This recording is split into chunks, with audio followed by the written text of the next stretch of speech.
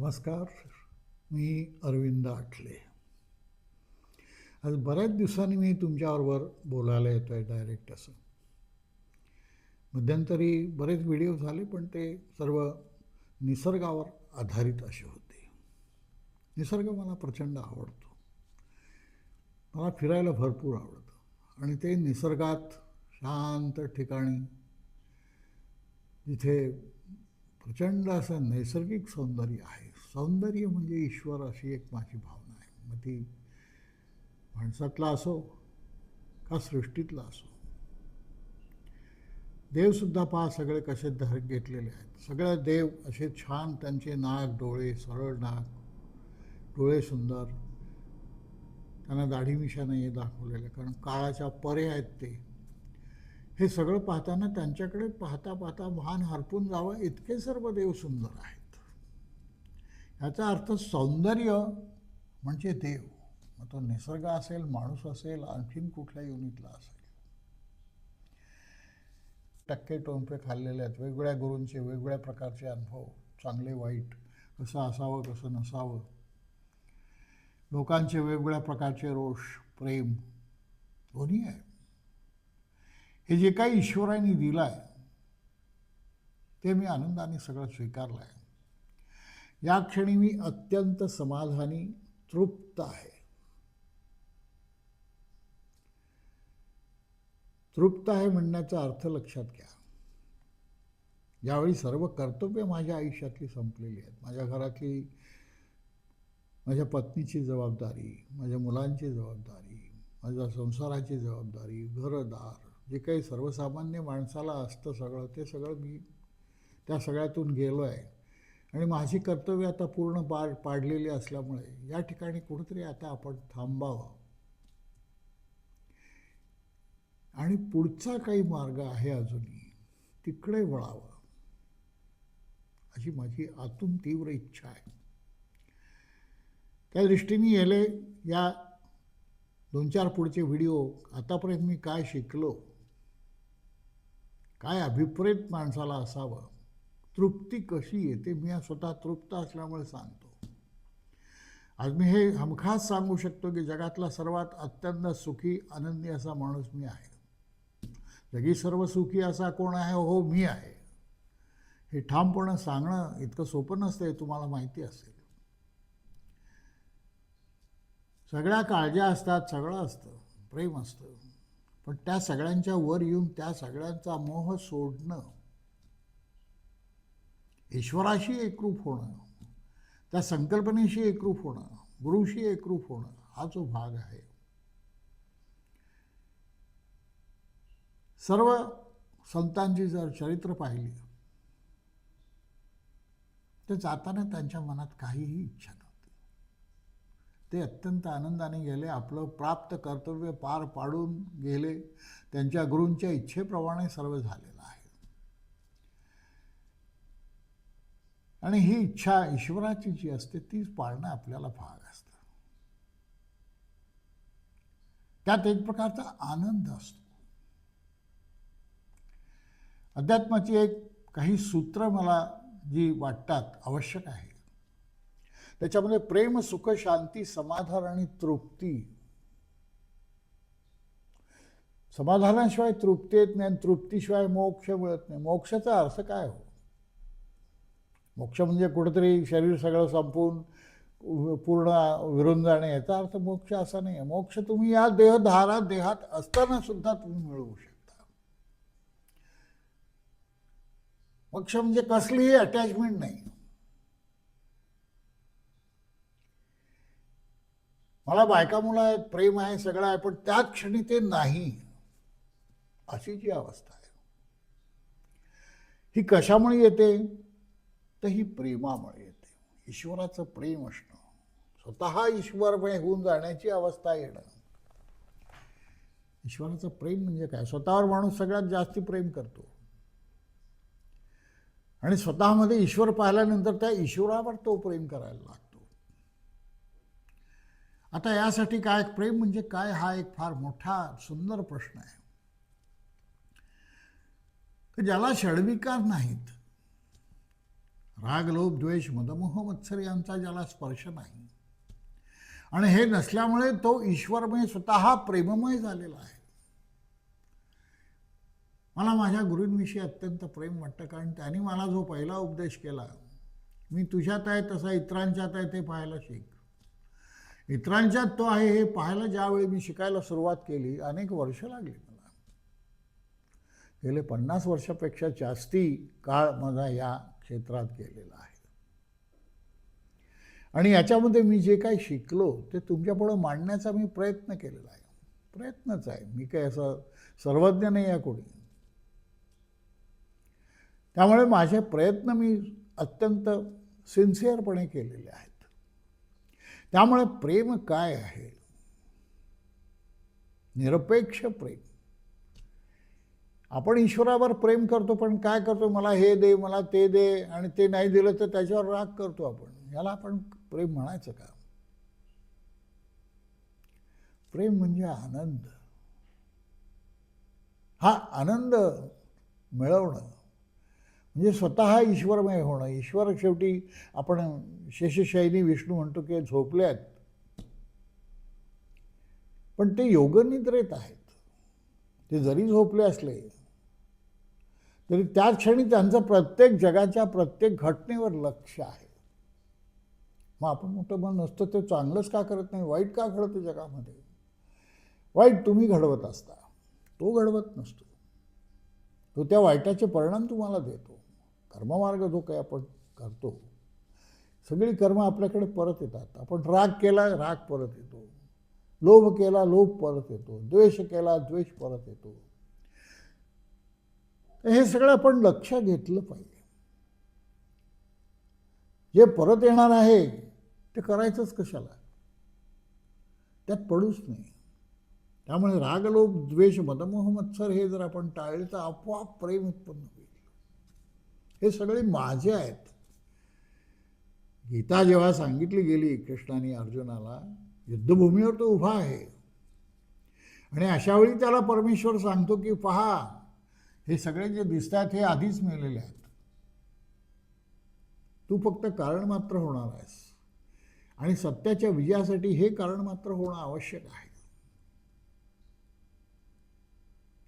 त्यामुळे 5 पांडवांनी 100 कौरवांवर जे युद्ध केलं, तर हे कौरव पांडव युद्ध थोडंसं समजून घेणं आवश्यक आहे. पंचप्राणांचं हे 100 वैऱ्यांशी युद्ध आहे. असं जर तुम्ही समजावून घेतलं तर रात्रंदिना आम्हा युद्धाचा प्रसंग हे तुकाराम का म्हणतात हे तुमच्या लक्षात येईल. खरोखरच हा रात्रंदिनाम हा युद्धाचा प्रसंग आहे. आपल्यातल्या अवगुणांशी लढत राहणं आणि ते संपवणं आणि ते प्रेमात त्याचं रूपांतर करणं. मग स्वतः कोण आहे, मी कोण आहे ह्याचं उत्तर शोधणं. शेवटी अध्यात्म आत्म म्हणतोय तर मी कोण आहे याचा शोध घेत राहणं आयुष्यभर. हे जर करायचं असेल तर तुम्हाला हे सगळं बाकीचं करणं आवश्यक आहे. आपल्या योगमार्गामध्ये अहिंसा सत्य असते वगैरे हा जो काही ब्रह्मचर्य अपरिग्रह किंवा हे जे काही सगळं सांगितलेलं आहे, हे सगळं तुमचं शुद्धता येणं तुमच्या शरीराची यासाठी आहे.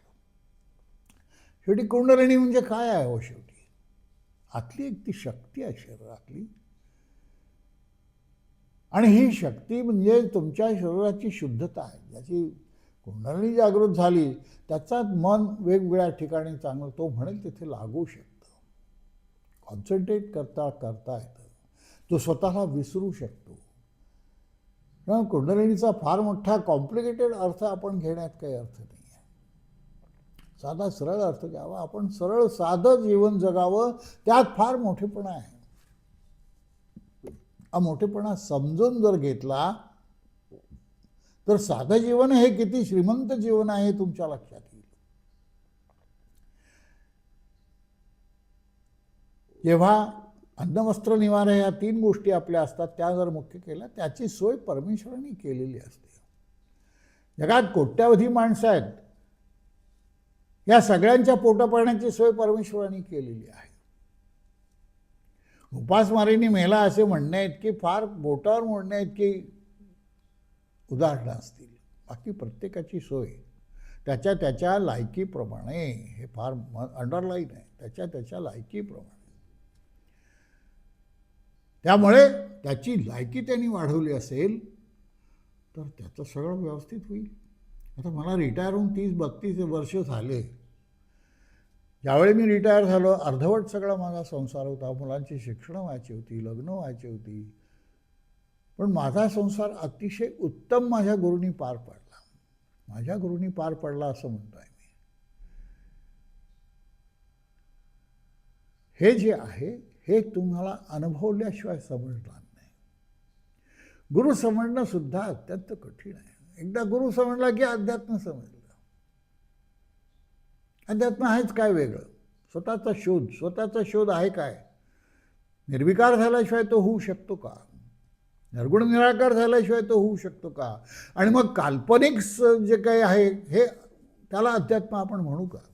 लोक ध्यान करतात, अमुक धरा, अमुक हे असं आकाश निळं दिसतं आहे, मग आता शांत एक प्रवाह येतो आहे, गोल्डन काहीतरी येत आहे, पांढरं काहीतरी येत आहे, तुमच्या सगळ्या शरीरात घुसतं आहे आणि शरीर शांत सगळं. अरे ह्या कल्पना कशाला करायच्या. कल्पनेचंच अध्यात्म कल्पनेतच राहणार. वस्तुस्थितीकडे सत्याकडे तुम्ही वळायचं असेल तर कुठल्याही कल्पना मनात ठेवू नका. माझ्या मनात कल्पना आहे, मग ती कल्पनाच कशी सत्य होईल इकडे माझं मन वळायला लागतं. त्यामुळे कल्पनेला इथे स्थान नाही. डोळे बंद करा. तो जर निळा असेल तर निळा दिसेल, काळा असेल तर काळा दिसेल, याच्यावर विश्वास ठेवा.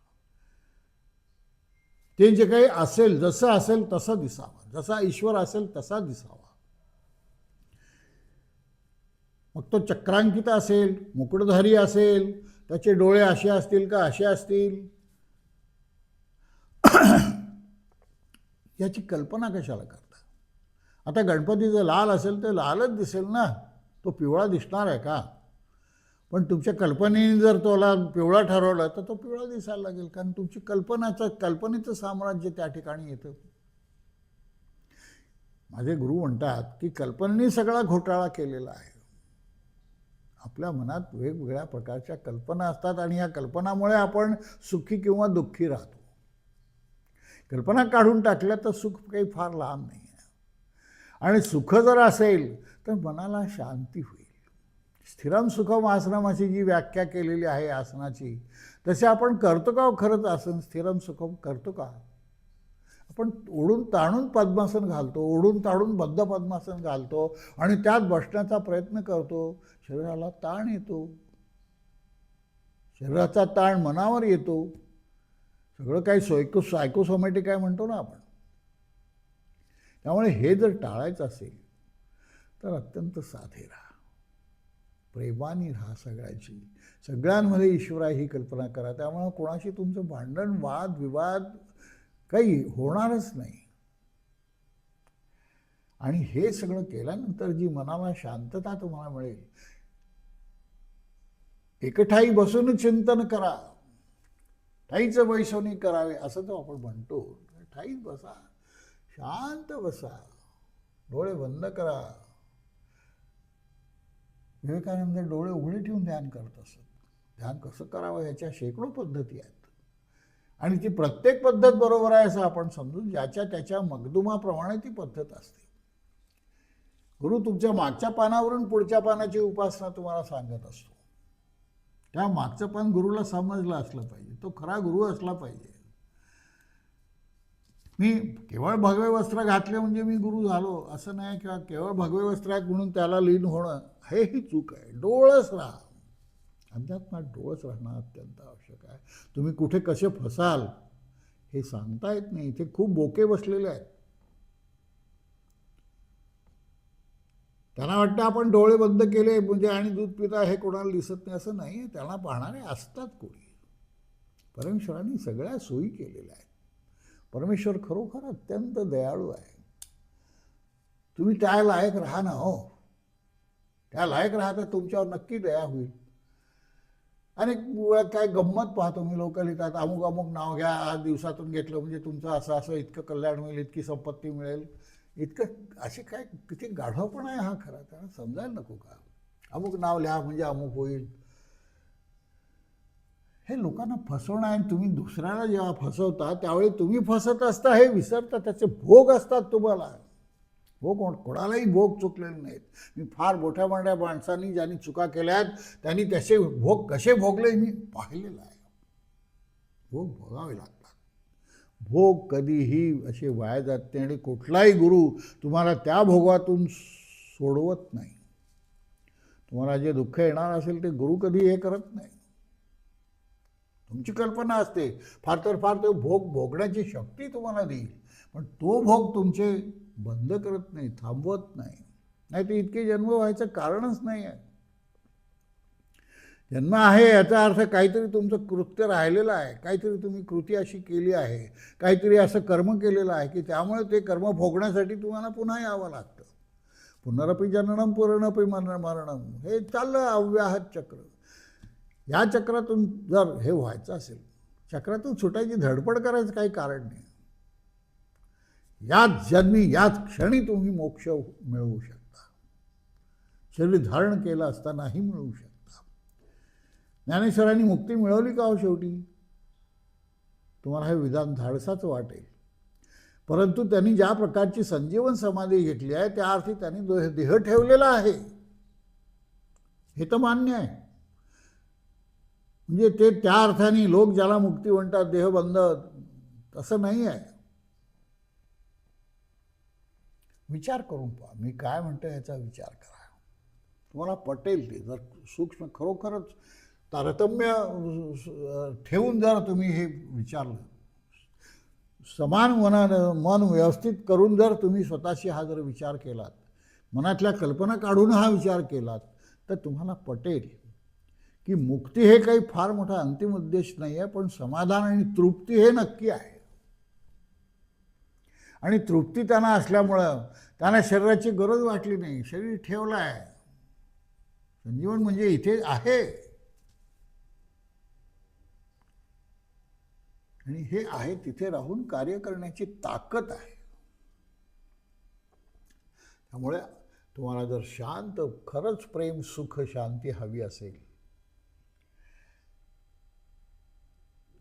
तर शांत राहा, समाधानी राहा. आणि हे समाधानी कसं राहावं याचा अभ्यास करा.